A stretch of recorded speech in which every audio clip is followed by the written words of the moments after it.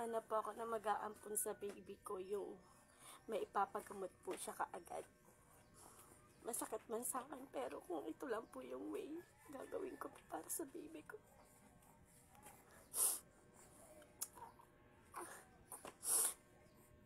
Nangihina na din ako, hindi ko alam kung makakapag-ipon kami ng ganun kalaking halaga. Oras po yung kalaban namin, mga nanay, sa ganitong sakit. Ang hirap makipagtalo sa oras, makipaghabulan. Ginagawa ko naman po lahat, pero hindi pa din worth it.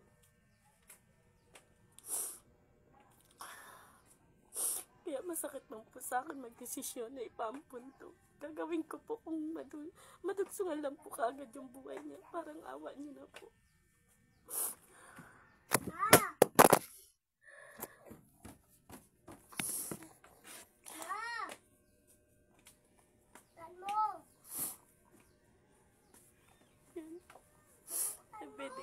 Everyday, andun po yung takot ko sa pwedeng mangyari sa kanya. Ma!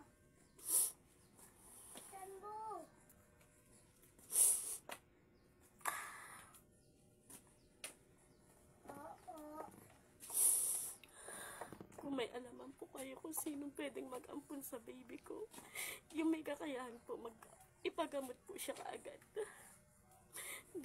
Gagawin ko po. Handa po ako makipagkasundo. Madugtungan ko lang po yung buhay niya agad. Parang awa niyo na po.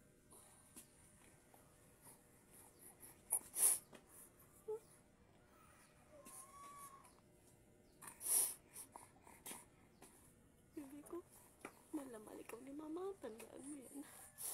Malamahal kita. Hindi na. Ganyan siya.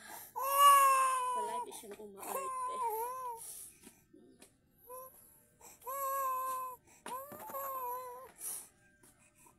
Kung sino man po may alam na pwedeng makatulong sa amin. May kilala po kayong mayaman na gustong mag-ampon ng baby. Gagawin ko. Kung ito lang po yung mas mabilis na paraan. Masakit man sa akin. Buhay po ng anak ko ang nakasalalay dito.